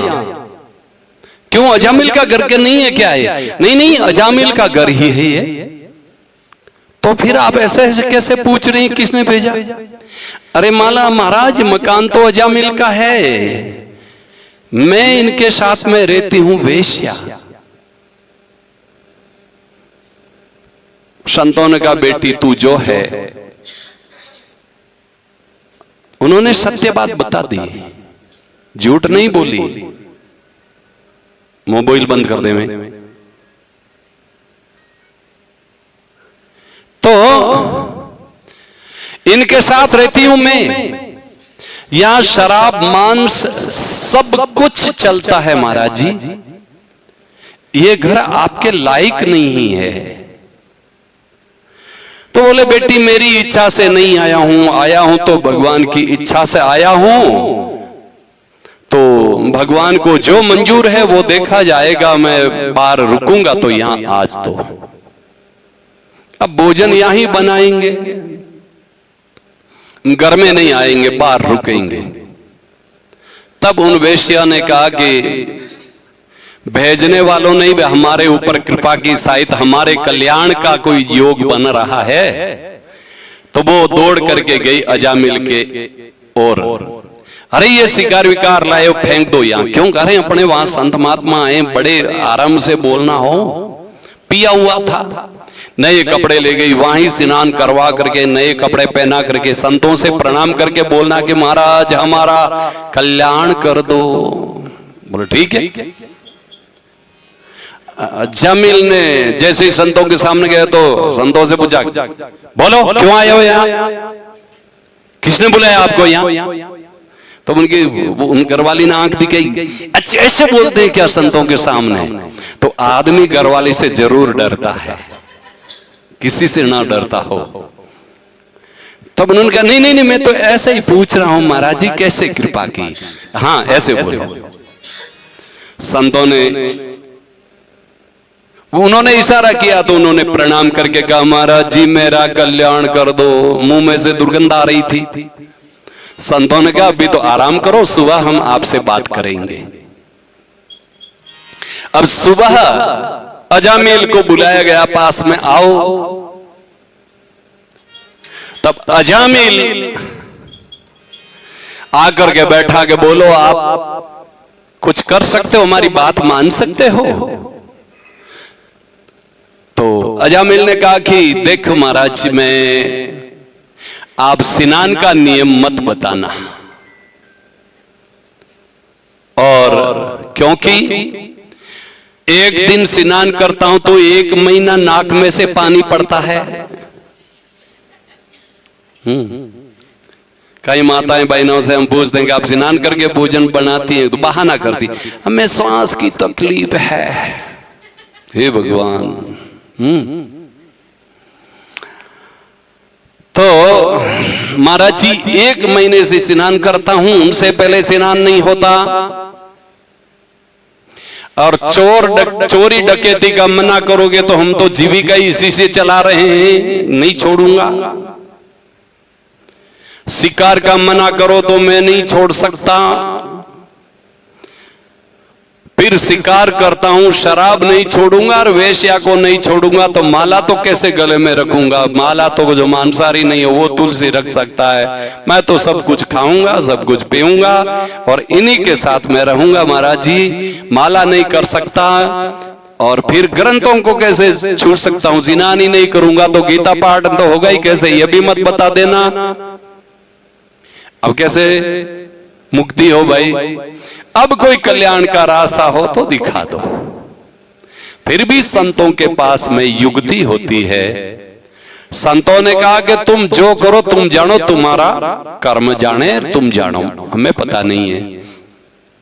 लेकिन हम एक बात बताते हैं, वो मान लोगे क्या? कि हाँ महाराज जी, कौन सी? पहले बताओ। कि तेरी पत्नी गर्भवती है। हाँ, तो क्या इनके लड़का जन्मेगा? इनका नाम नारायण दिरा देना। अरे महाराज, कोई बात को नहीं, नारायण दिराए देवा, घासिया फूसिया ओगड़िया घासे नहीं दिराए, नारायण दिरा देवा, नाम दिरा देवा। हालांकि चिंटू पिंटू से तो घासिया ही भी ठीक है। तो नाम बड़ा, रमेश जी, भगवान किसी को पुत्र पुत्री दे देते हैं लेकिन नाम नहीं देते हैं, पता नहीं है क्या हो गया आप। हाँ, पहले तो ब्राह्मणों से पूछते थे, अब ब्राह्मणों के घर में भी रिंकू टिंकू होने लगे, अब दूसरों को हम क्या कहें? जब नामकरण संस्कार कराने वालों के घर में रिंकू टिंकू है। अब यहां कोई हो तो सोचेंगे कोई रिंकू टिंकू के कैसे बोल रहे हैं जी, लेकिन सत्यता है, हम क्या करें। एक हमारे अच्छे प्रेमी थे, उनके लड़के का नाम तो था आशुतोष। नाम तो बढ़िया था, शंकर जी का नाम है आशुतोष। लेकिन कई लोग नाम अच्छे हुए भी लाड में ऐसे गंदे नाम लेते हैं। तो ये कौन सा लाड प्यार में बढ़िया नाम लो भाई? नाम उनका मान लो के गीशू लाल है, लाड में कृष्णा कहो ना, कितना बढ़िया नाम है। लेकिन वो नहीं, उनसे भी घटिया नाम खोज करके ये लाड प्यार से लिया जाता है। तो उनका नाम वो ले रहे थे टिंकू। अब रिंकू टिंकू छोटे बच्चे को हम समझते हैं। एक कोई माताजी गई थी, ससुराल जाती थी, उनकी बच्ची साथ में थी, बाजार में जाकर के कहा मेरी गुड़िया के लिए कपड़ा लेना दिखाओ। तो उन्हें छोटे छोटे गुड़िया के जो कपड़ा होते हैं ना, बनावटी गुड़ियों के, वो दिखा कि नहीं ये मेरी गुड़िया, तो ये गुड़िया थोड़ी है, ससुराल जाने वाली है माताजी। तो उन्होंने अपने बच्चे को कहा टिंकू महाराज जी से प्रणाम करो। हम तो बच्चों के प्रेमी हैं भैया। हमने सोचा कि टिंकू छोटा बच्चा होगा तो उनको थोड़ी सी दार गोद में खिलाएंगे, और गोद में खिला करके उनको थोड़ा सा राम नाम बता देंगे। बच्चों को कोई बात पकड़ाते हैं तो जल्दी पकड़ लेते हैं, और उनको कहेंगे चाय वाय मत पीना तो बच्चे मान लेते हैं। इसीलिए हम बच्चों से ज्यादा प्रेम करते हैं। 5-7 साल के बच्चे पास में आते हैं, उनसे हम ज्यादा प्रेम करते हैं। क्योंकि बड़े लोग तो मानते नहीं है, और खिलाया छोटे बच्चों को ही जाता है ना, आनंद भी आता है। बच्चे निर्दोष भी होते हैं, कुछ घर की शिकायत भी कर देते हैं बच्चे। हाँ, कुछ घर की बातें भी बता देते कि हमारे वहां ऐसा नशा चलता है, वो ऐसे करते हैं ऐसे करते हैं, तो बच्चे वे भी बता देते हैं। तो उनके घर वालों को भी फिर हम कह देंगे ऐसा क्यों करते हो। तो इसीलिए हम बच्चों से ज्यादा प्रेम करते हैं। मैंने सोचा टिंकू को गोद में खिलाऊंगा आज तो, और इनके कुछ पूछूंगा भी सही। तो टिंकू ने जैसे ही प्रणाम किया, मैंने हाथ ऐसे आगे बढ़ाया, मुंह पर दाढ़ी और मूछ। मैंने कहा ये टिंकू। आज भी कभी मिलता है तो बहुत हंसता है कि महाराज जी। तो मैंने महाराज जी नाम तो आशुतोष, तो फिर मैं टिंकू टिंकू क्यों करते हो, क्यों नाम खराब करते हो। नामकरण संस्कार है एक हमारे 16 संस्कारों में, वो भी आपने खत्म कर दिया। मन मर्जी से नाम रख देते हो, उल्टा पाल्टा नाम। तब संतों ने कहा कि भी इनका नाम नारायण रख दो। कहा महाराज जी नाम हम इनका नारायण रख देंगे। अजामिल के जैसे शराबी मांसाहारी मान गया कि नाम नारायण रख देंगे, और अभी के लोगों को कहें कि नाम कुछ भगवान के ऊपर रखो तो मना कर देंगे। ना मॉडर्न जमाना का बताओ तो समझ में आता है कि आज के लोग अजामिल से भी नीचे गिर गए हैं। भले ही खान पान उनका खराब ना हो, लेकिन अजामिल ने अपने बच्चे का नाम नारायण रख दिया। अभी कीर्तन करो। श्रीमन नारायण नारायण नारायण,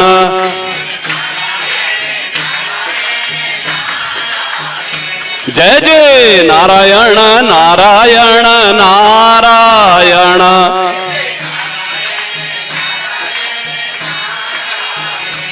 श्रीमन नारायण नारायण नारायण,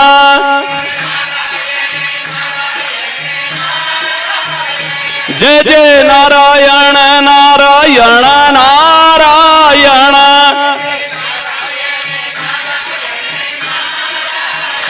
श्रीमन नारायण नारायण नारायण,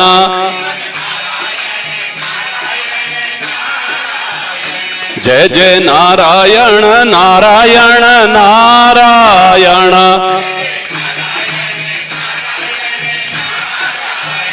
भजमन नारायण नारायण नारायण,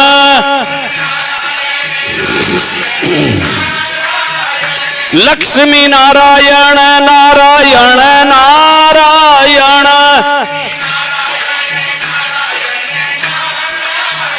श्रीमन नारायण नारायण नारायण।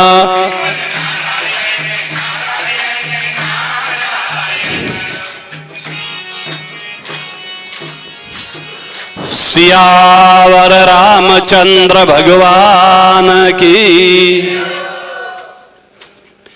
नाम नारायण रख दिया तो उनके अजामिल के 10 पुत्र थे। कितने? उनमें सबसे छोटा ही नारायण था, और सबसे छोटो टाबरियो लाड को ज्यादा रिया करे। अब पानी पीवे तो नारायण आओ बेटा, गोद में खेला हो तो नारायण नारायण नारायण। जाने अनजाने में भगवान का नाम सुमरण होने लग गया। अब समझ लो, जाने अनजाने में नाम सुमरण से मुक्ति हो सकती है, तो फिर प्रत्यक्ष में हम राम राम करें तो किसी की बातों में मत आना कि राम राम करने से क्या होता है। ये कथा से देख लेना, सीख लेना। आप अब जो कुछ करे नारायण नारायण नारायण, पूरे दिन उनका कीर्तन चलने लग गया। अंत समय का समय आया, एक बार ऐसा हुआ कि उनको यमदूत लेने के लिए आ गए। बीमार पड़ा या कप छप गया, कंठों में खरखरी आवाज आवे, और यहां यमदूत दिखाई देने लग गई। देखो अंत समय जब आता है ना, हमने सुना है कईयों से, यमदूत दिखाई देते हैं, उनके कपड़े बिगड़ जाते हैं भय से।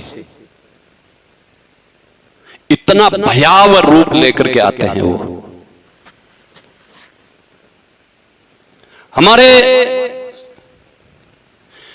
जन्मभूमि में एक व्यक्ति की मृत्यु हुई, उन्होंने पहले कह दिया कि लो की सांकड़ें और यमदूत दिखाई दे रहा, बचाओ बचाओ। कौन बचाए उनके हाथों से? मैंने कई सालों पहले एक गांव में रोड घूमता रहता, मैं किसी के घर में रुकने में कम विश्वास रखता था। अब तो शरीर साथ नहीं देता है, तो सबसे मिलजुल के भी रहते हैं, घर में भी रुकना पड़ता है। और बाहर सिटी में तो रोड पर कौन रुकने दे, गांव में तो फिर भी जगह मिल जाती। पहले गांव में ज्यादा घूमता था, रोड की पटड़ियों पर रुकना ज्यादा पसंद था। वहां एक जगह में रुका हुआ था, तो सुबह बताया एक माताजी ने शाम को कहा, अरे अरे ये यमदूत आ रहे हैं, यमदूत आ रहे हैं। तो बोले कहां आ रहे?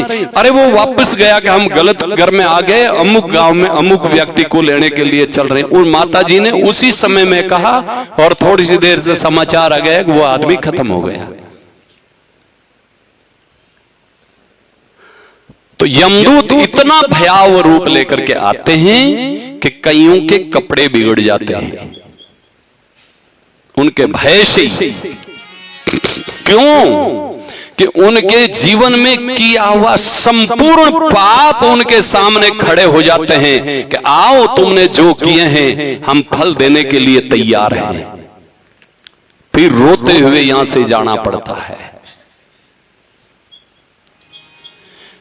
इसीलिए सोच समझ के मनुष्य को कर्म करना चाहिए। ऐसा कोई कर्म नहीं करना चाहिए जिनसे रोते हुए जाना पड़े यहां से। तो ये मार रहे हैं, जैसे भी उन्होंने जोर लगा करके आवाज दी अपने छोटे बेटे को, कौन बचाए? तो नारायण नारायण आवाज दी तो भगवान के पार्षद प्रकट हो गए। यमदूतों से कहा कि कौन हो तुम, क्यों आए? कि हम यमराज जी के दूत हैं और ये अपराधी पापी है और इनको लेने के लिए आए हैं। इनको लेने के लिए आए तो किसको ले जाते हो? ये पापी कैसे? ये तो हमारे स्वामी का नाम ले रहे हैं, नारायण का। अरे ये नारायण का नाम नहीं ले रहे, इनके बेटे को बुला रहे हैं। तो बोले बेटे का नाम नारायण थोड़ा ही सार्थक होता है, नारायण तो भगवान का ही नाम है। भले ही इनके बेटा का नाम इन्होंने रख दिया है, लेकिन नाम तो हमारे मालिक का ही ले रहे हैं, इसलिए इनको तुम नहीं ले जा सकते हो। बहुत आपस में संवाद हुआ यमराज जी का, भगवान के पार्षदों का। अंततः पार्षदों ने यमराज जी को यमराज जी के दूतों को मार करके भगा दिया और उनको छुड़ा दिया। अजामिल ने सोचा कि ये अभी जो आए थे यमदूत हमें लेने के लिए, और चतुर्भुज रूपधारी भगवान के पार्षदों का भी रूप भगवान के जैसा ही हो। ये चतुर्भुज रूपधारी कौन थे जिन्होंने हमको छुड़ाया? फिर एक बार ये दृश्य देख ले, फिर का पाप कर्म थोड़ा ही होता है। सब कुछ उन्होंने छोड़ दिया, वेश्याओं को छोड़ दिया, गंदे खान पान पे छोड़ दिया, सब कुछ छोड़ करके चला गया गंगा किनारे। और कई समय तक उनको आयु भी मिली थी संतों के आशीर्वाद से, और भगवान का नाम सुमरण करते करते उन्होंने देह त्याग करके भगवत धाम की प्राप्ति कर ली। ये महिमा हरि नाम की है। आप विश्वास करके भगवान का भजन स्मरण करो। क्या टाइम हुआ भाई? हाँ। कितना बड़े प्रेम से लेना चाहिए। महापुरुष बोल रहे हैं राम नाम की नैया इतनी श्रेष्ठ है। राम नाम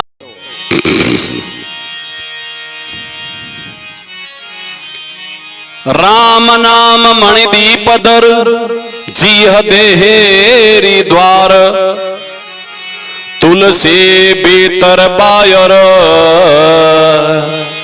जो चाहे सी उजियार।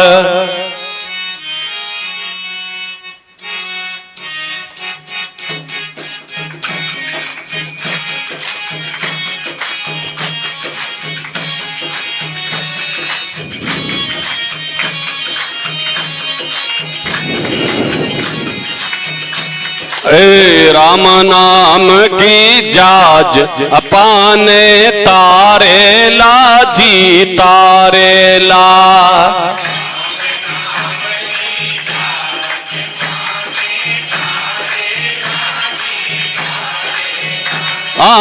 राम नाम की जाज अपाने तारे ला जी तारे ला।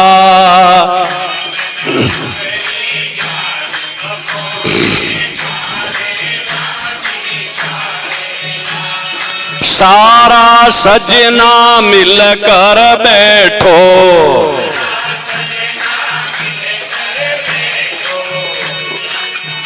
ओ गुरु ज्ञान को पकड़ो सेठो।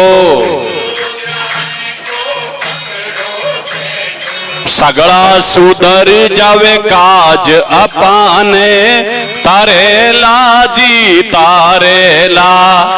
सगड़ा सुधर जावे काज अपाने या राम नाम री जाज अपाने तारेला जी तारेला।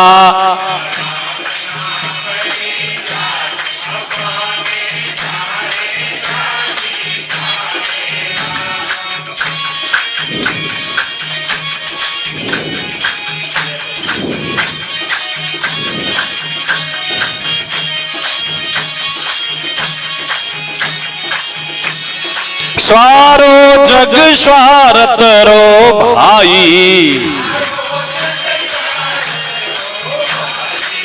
सारो जग स्वारत रो भाई। एक राम जी समरत साई जीव शिकरे पर बाज अपाने तारेला जी तारेला। जीव शिकरे पर बाज अपाने या राम नाम की जाज अपाने तारेला जी तारेला।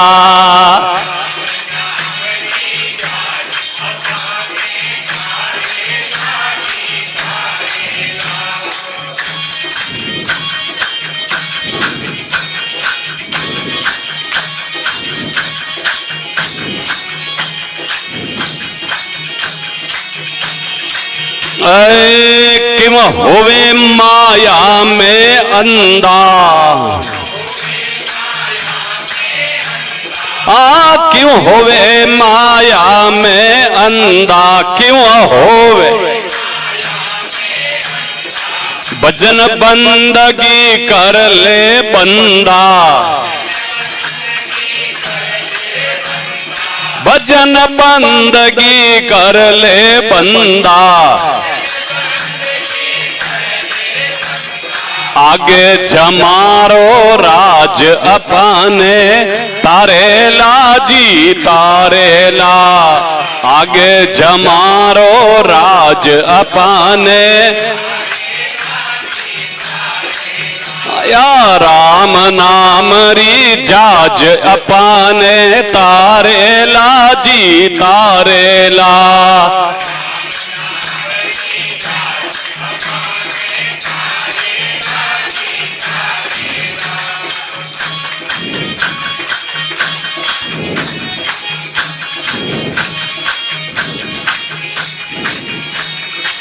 मानुष तन मिलियो है थाने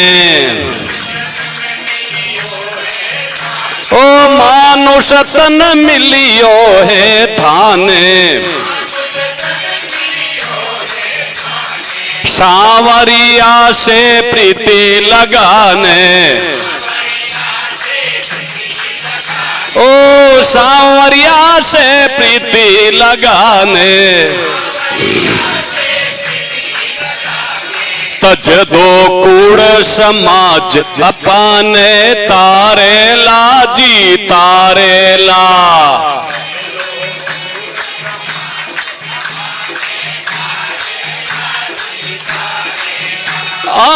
राम नाम की जाज अपाने तारेला जी तारेला।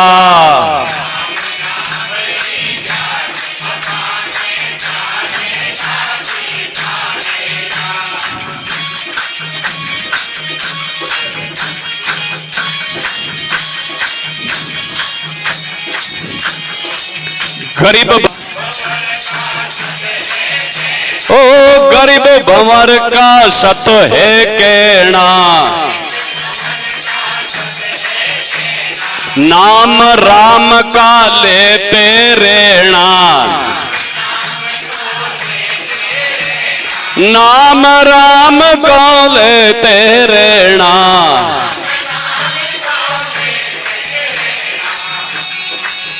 हरि राखे भगतरी लाज अपाने तारेला जी तारेला।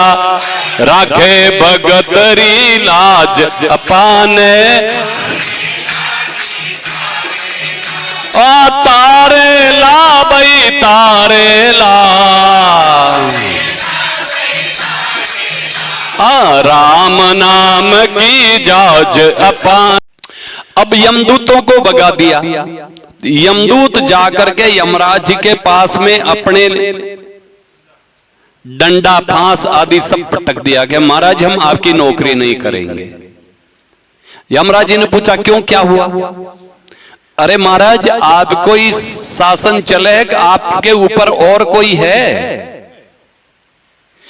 यमराज जी ने कहा भाई मेरे तो ऊपर ईश्वर है, उनकी आज्ञा का हम पालन करते हैं, विष्णु जी का, तो उनका राज आपके ऊपर चल रहा है। हमने तो सोचा कि आपके ऊपर कोई नहीं है। अरे क्यों, क्या हुआ?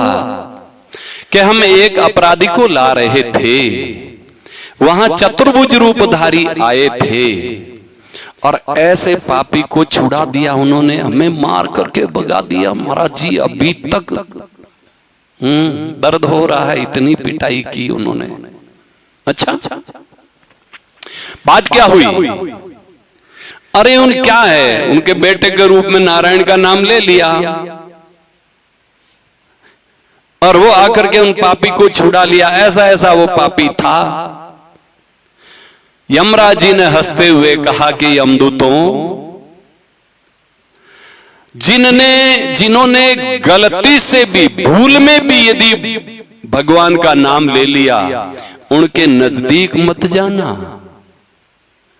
हाँ, वो जाने भूल में भी। महाराज जी शीतल महाराज श्री ने एक बंवर जी घटना बताई बढ़िया, मेरे पास में वो पेन ड्राइव में है वो घटना। शीतल महाराज श्री अपने प्रवचनों में बता रहे थे कि जगतगुरु शंकराचार्य जी, हमारे 4 पीठ हैं और चारों के पीठ पर जैसे वहां पर जो आसीन वो शंकराचार्य जी का पद है, उनमें से एक शंकराचार्य जी आए हुए थे के, तो वहां सभी लोग प्रवचन सत्संग सुनने के लिए गए। वहां 2 मुस्लिम बंधु भी चले गए। एकादशी का दिन हा, एकादशी को दिन हो तो महाराज जी ने कहा कि भाई सबको प्रसाद वितरण करो और इन मुस्लिम बंधुओं को भी देना है, प्रसाद सबके लिए है। तो फ्रूट्स का प्रसाद का वितरण हुआ तो उन मुस्लिमों ने मना कर दिया कि महाराज जी हम तो प्रसाद लेंगे नहीं। क्यों? क्योंकि हमारे निर्जल एकादशी का व्रत है, इसलिए हम फल भी नहीं लेते हैं। शंकराचार्य जी ने पास में बुलाया कि भाई क्या बात है, मुसलमानों में कब एकादशी का व्रत करते थे और तुम एकादशी का व्रत करते हो, तो इनका कारण क्या है, हमें समझाओ। तुम दोनों बंधुओं ने बताया कि महाराज जी एक दिन का समय था कि हम एकादशी के दिन ही, एकादशी के दिन हम बैलगाड़ी चला करके हमारी जीविका चलाते थे। उस दिन ऐसा संयोग, ऐसी जगह चले गए, ना तो पानी मिला और ना कोई खाने को मिला, कुछ भी नहीं मिला। और उस दिन एकादशी थी, तो हम थके हुए एक बगीचे में जाकर के सो गए। वहां 6-7 और भी महानुभाव सोए हुए थे। तो घटना क्या घटी भगवान जाने, लेकिन हम सब की मौत हो गई। हम सब चले गए, वहां सब चले गए। तो यमराज जी ने कहा, अरे इन दोनों को क्यों लाए? ये जो मुस्लिम बंधु है, ये दो है, इनको क्यों लाए? क्यों? इनके तो एकादशी का व्रत किया हुआ है, इसीलिए इनकी अकाल मृत्यु भी नहीं हो सकती है, और इनको वापस भेज दो। अब दूसरे तो वहां रह गए। उन्होंने कहा कि हमें जैसे ही यहां आए, उठ करके बैठे हुए, तो वो सभी मरे हुए पड़े थे। उस दिन से हम एकादशी का व्रत भी कर रहे हैं और गले में तुलसी भी रख रहे हैं। महाराज जी, हम निर्जल एकादशी कर रहे हैं। इस्लाम है, अपनी जगह पर है, हम उनका भी आदर करते हैं, लेकिन एकादशी हरिनाम और तुलसी हम रखते हैं। इसीलिए हमने आंखों देखी ये घटना है, इसीलिए हम निर्जल व्रत करते हैं। तो समझो कितनी विशेषता है एकादशी की। उस धर्म में आपका जन्म हुआ है। एक घटना और बता दें, एकादशी की कथा में भी आती है। धर्मांगद राजा, उनके वहां कोई एकादशी का व्रत पहले नहीं करते थे उनके राज्य में। एक इंद्र की अप्सरा वहां घूमने के लिए आई थी, तो एक के बैंगन का कांटा लग गया पैर में। बैंगन रींगणा कह दो, बिनता कह दो, कर्नाटक में कहीं के मन ठाको नहीं। हाँ, तो उनका कांटा लग गया पैर में। कांटा लग गया तो उनका समस्त पुण्य नष्ट हो गया। अब वो स्वर्ग नहीं जा सकती है। बगीचे में बैठी रो रही है, अब क्या करूं, स्वर्ग नहीं जा सकती हूं। तो बगीचे के रखवाला जब देखा उन अप्सरा को, तो गए राजा के पास में, कहा महाराज एक स्त्री, उनके शरीर में से दिव्य सुगंध निकल रही है, और ऐसी सुंदर स्त्री हमने कभी देखी नहीं। तब राजा ने कहा देखूं तो सही कौन है। राजा गए, जाकर के खड़े हुए सामने, बोले कि तुम देवी कौन हो, अपना परिचय बताओ तो। तब उन्होंने कहा महाराज मैं इंद्र की अप्सरा हूं। तो यहाँ क्या हम यहाँ घूमने के लिए आई, आपके बगीचे में आई, एक बैंगन का कांटा लग गया, इनसे हमारा समस्त पुण्य नष्ट हो गया। और बैंगन खाते हो, भगवान जाने क्या होगा। तो कांटा लगने से तुम्हारा पुण्य नष्ट हो गया। तो अब कि किसी ने एकादशी का व्रत किया हो और एकादशी का पुण्य हमें कोई प्रदान करे, देवे, तो मैं स्वर्ग जा सकती हूं। इनसे सिद्ध होता कि पुण्य भी एक दूसरे को दिया जाता है। तब पूरे नगरी को इकट्ठा किया, लेकिन वहां तो एकादशी कोई करते ही नहीं थे। राजा ने कहा भाई हमारे यहां तो कोई एकादशी नहीं करते हैं, फिर भी हम पता लगाएंगे। तब एक बाया वो आई, उन्होंने कहा कि देखो जान के तो हमने एकादशी का व्रत नहीं किया, कल ही एकादशी के दिन हमारे घर में खटपट हो गई, मेरे पति देव ने 2 थप्पड़ जड़ दी। हाँ, उससे गुस्से में होकर के मैंने ना तो जल पिया और नहीं कुछ खाया। दिन से लेकर आज सुबह तक रोती रही, किसी ने मनाया नहीं। तो पूरी रात्रि जागरण हो गई। एकादशी के दिन उपवास, रात्रि जागरण, कीर्तन करना हो, जागरण का मतलब तो कीर्तन भी नहीं किया, रोती रही गुस्से में, लेकिन पूरी रात भर नींद नहीं ली तो रात्रि जागरण हो गई अनजाने में, एकादशी का व्रत हो गया। तो महाराज जी इस पुण्य का कोई प्रभाव हो तो मैं आपको देती हूं, और वो स्वर्ग चली गई। अनजान में किया हुआ उनके पुण्य से वो अप्सरा स्वर्ग में चली गई। ये महिमा है एकादशी की। अब एकादशी का व्रत कैसे करना चाहिए? आप जो कहीं करती हैं माताएं बहनें, उनको ये पता नहीं कि कौन कौन जिला देते हैं।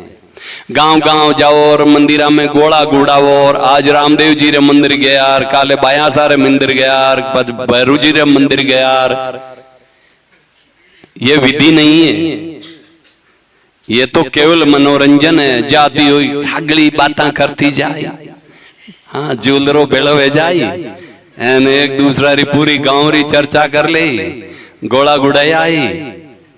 ना तो कोई एक इष्ट है, ना कोई एक आस्था है, कुछ भी नहीं, ऐसा नहीं होता। एकादशी विधिवत किया जाए तो दशम के दिन एक टाइम भोजन, चलो नहीं होता, मैं भी नहीं करता हूं भाई, मैं तो एकादशी का ही व्रत करता हूं, लेकिन विधि यह है दशम के दिन एक टाइम भोजन, भगवान के सामने ये संकल्प करें कि हम एकादशी का व्रत कर रहे हैं, भगवान नारायण ये सब आपके अर्पण है। और उस दिन बैठ करके खूब भगवान का नाम जप करे, राम राम करे, भगवान का कीर्तन करे। और द्वादशी के दिन किसी वैष्णव या ब्राह्मण को भोजन प्रसाद करवा करके उनको दक्षिणा दे करके फिर भोजन प्रसाद करें। मानो कोई ब्राह्मण हाजिर ना हो, कोई वैष्णव ना हो, तो क्या करें? तो फिर व्यवस्था यह है कि कुछ पैसे निकाल दो गौशाला के निमित्त और वो गायों के लिए पहुंचा दो। और पास में गाय है तो गाय को जिमा दो, गाय भी ब्राह्मण है, ब्राह्मण की भी आराध्या है, भगवान की भी आराध्या है। तो गाय को खिलाने से संत सेवा, ब्राह्मण सेवा सबका फल गौ सेवा से मिल जाता है। तो गाय को खिला दो भोजन एक टाइम का, और गाय को खिलाकर भगवान को भोग लगाओ, गाय को प्रसाद करवा दो, फिर आप प्रसाद पाओ। यह है विधि एकादशी की। अब थारी मर्जी है तो गोड़ा बलाई गुड़ाओ, लेकिन यह विधि नहीं है। खूब सुमिरन करो। और अब आज का विषय इतना ही ठीक है।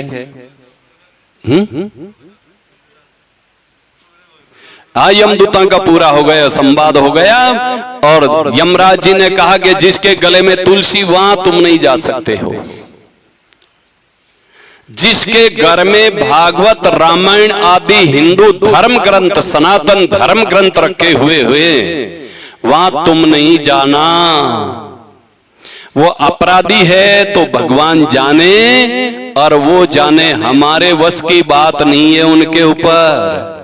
माताएं बहना तो बहुत निराली है वो, ये धर्मराज की बात कहती है, करना चाहिए। इसके निमित्त कम से कम ब्राह्मणों की सेवा भी होती है, आस्था भी रहती है, ब्राह्मण भोजन भी होता है, ब्राह्मण का पदार्पण घर में हो जाता है तो आपका भी भला हो जाता है, और होना चाहिए।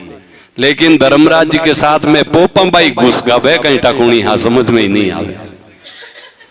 हम बायागन में सुना धर्मराज जी री बहन ही मार तो कटी धक्के नहीं आई, कटी कोई ग्रंथ में ध्यान नहीं आयो बहुरसा बाया बनाई दे पोपम भाई धर्मराज जी री बहन ही। हाँ धर्मराज जी री बात केवान पोपम भाई री बात नहीं केवान, जन मारे धर्मराज जी रे बटे खाता में हावड़ लिखे को नहीं। अरे खातो तो धर्मराज जी थे की नहीं करो तो लिख दे। मैं तो आके वहां धर्मराज जी रो खातो फाड़ दो, सीधो भगवान रे दरबारों भगवानू सीधे अपनो संबंध बना लो। धर्मराज जी रा खाता फाड़ दो, जन्म मरण मिटाणो वे तो खाता कदी फाड़ी, राम राम करो तो यूं कागज को नहीं किसी को फाड़ दिया, ऐसे नहीं है। हाँ, मैं नहीं जे खूब राम राम करो, राम जी नहीं जो अपना मालिक मान लो, हमें किसी से कोई लेना देना नहीं है। और पचे धर्मराज जी ने राजी करना बहन नहीं, तो धर्मराज जी री बहन है यमुना जी। भाई दूज कदी आवे वो काती में, काती में भाई दूज रे दिन जाए यमुना जी में स्नान कर लो, जन्म मरण मिट जाए। क्यों कि यमुना जी धर्मराज जी री बहन है, और थे यमुना जी में स्नान कर ले जन यमुना जी थारी माँ वेगी न धर्मराज जी थारा मामा वेगा, तो मामा भाणजा ने कदे सजा नहीं देवे। तो मामा जी अपने मामा जी धर्मराज जी ने मामा जी मान लो और खूब राम राम करो। और यमुना जी भगवान री कहीं पटरानी है, तो धर्मराज जी यमराज जी भगवान रे कहीं विया शाला, कहीं विया शाला, तो भगवान रा थे बन जाओ, तो भगवान रा साला जी थानो डरता ही रहे कि नहीं नहीं ए मान जीजो सारा भगत है गे, ठीक है। तो इन वास्ते खूब भगवान रो सुमिरन करो और खूब राम राम करो, इसी में भलाई है। तो अब धर्मराज जी री बहन यमुना जी है जी कने तो थे याद ही को नहीं करो। अरे पोपा भाई ने कहीं डकठू ही लिया या कि नहीं करना लिया या समझ में ही नहीं आवे। खूब भजन सुमरण करो। अब समय भी रह गयो 15 मिनट पड़े अपन। अब कथा ऐसी है कि बीचे छूटे नहीं, ये कथा पूरी हो गई, एक भजन बोल दूं तो निराली है। कल गुरुजी का त्याग किया इंद्र ने, उनको क्या फल मिला, कितना कष्ट उठाना पड़ा, ये कई कथाएं कल आएगी।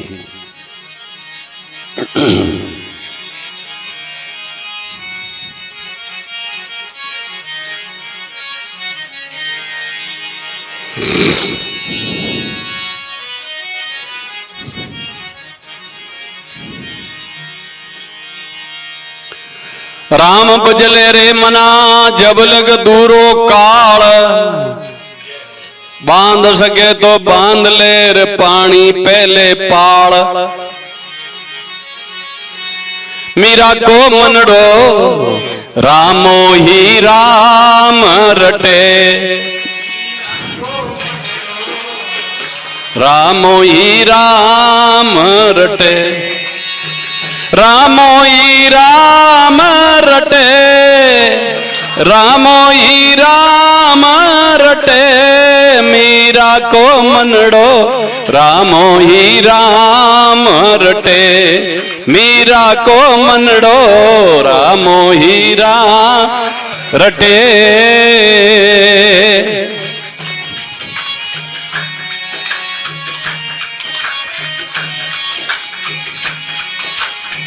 राम नाम रट लीजे प्राणी,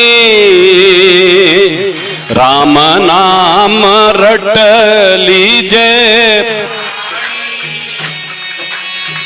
कोटि का कर्म कटे, कोटि का कर्म कटे।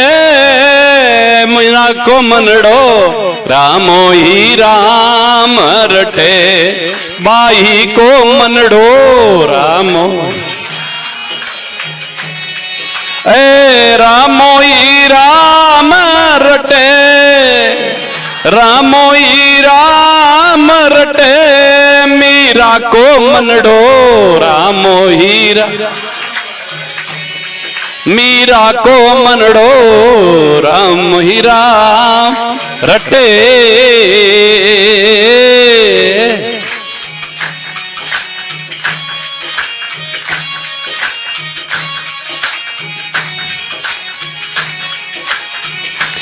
ऐ जन्म जन्म का खाता पुराना,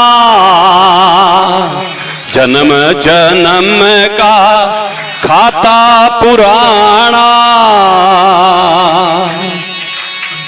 नाम लेना से फटे, नाम लेना से फटे। मीरा को मनड़ो राम मोई राम रटे, मीरा को मनड़ो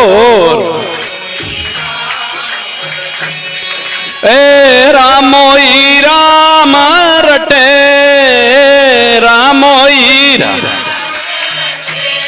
मीरा को मनड़ो रामोई राम रटे।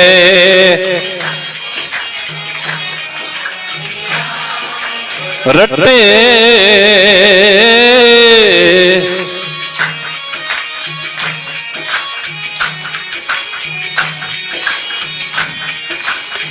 कनक कटोरा अमृत भरिया,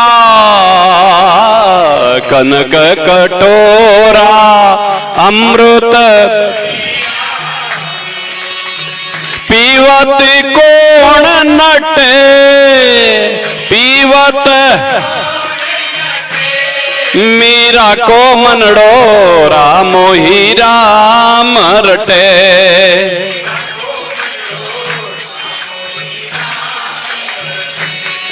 ए रामो ही राम रटे, रामो ही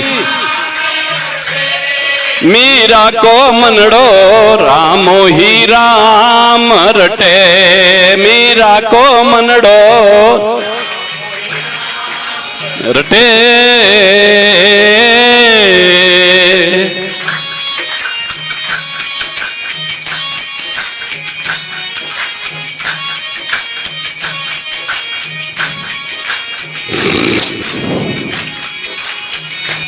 ए ठाकुर सेवा तुलसी री माला, ठाकुर सेवा तुलसी री माला,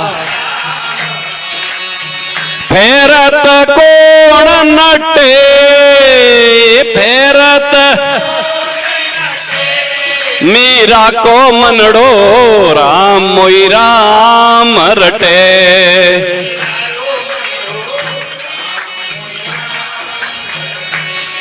ए रामोई राम रटे, रामोई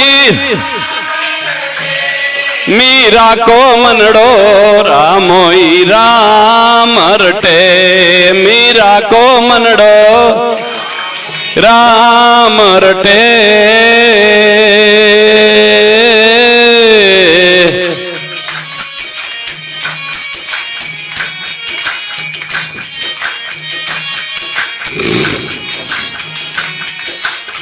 मीरा कहे प्रभु गिरधर नागर, मीरा कहे प्रभु गिरधर, ए तन मन ताई पटे, तन मन ताई पटे, मीरा को मनड़ो राम मोई राम रटे, मीरा को मनड़ो राम मोई राम रटे।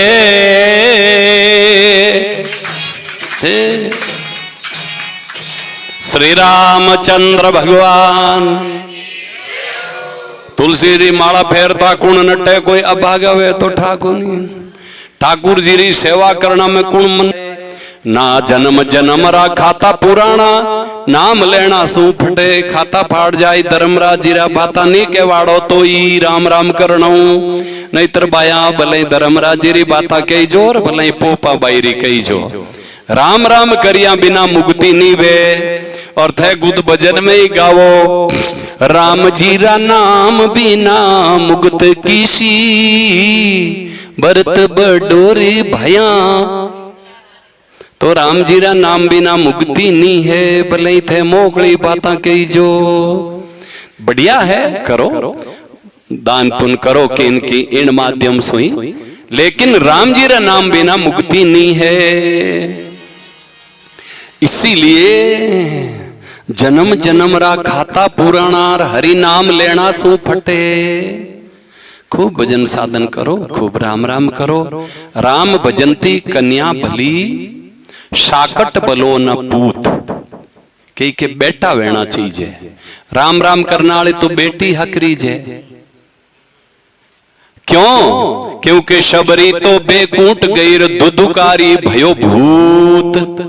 शबरी जी बेटी वेकुंठ गई प्री राम राम करन, दुदुकारी भजन नहीं करिया जो को भूत वेगो। तो इन रे वास्ते राम राम करने वाला री महिमा है।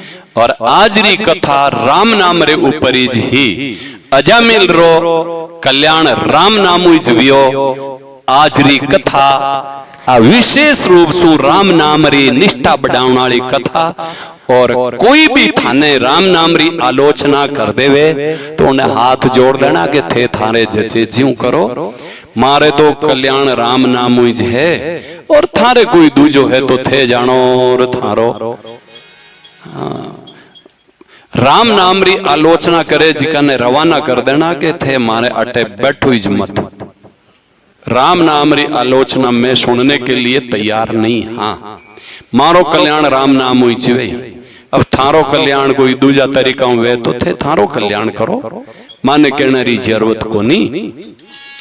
ऐसा विचार करके हरि नाम संत और अपने गुरु के सिद्धांत को कमजोर बताते हैं, उनको तुरंत प्रभाव से रवाना कर देना चाहिए। जाइए यहां से, एक सेकंड नहीं रुकना हमारे यहाँ। हमने यहां से भगाया भाई, ये कैलाश जी सब बैठे थे, अरे महाराज जी राम राम, राम राम भाई, राम जी को किसने देगा? ऐसे बढ़िया बातें कही आज दिन तक पूछने की हिम्मत नहीं है। तो इसीलिए अपने सिद्धांतों के ऊपर कोई कटाक्ष करे उनसे समझौता नहीं। यूं सब में भगवान है। राम जी की आलोचना करे 12 महीने वेज राम जी बैठा है, विरोध हमारा किसी से नहीं है। किसी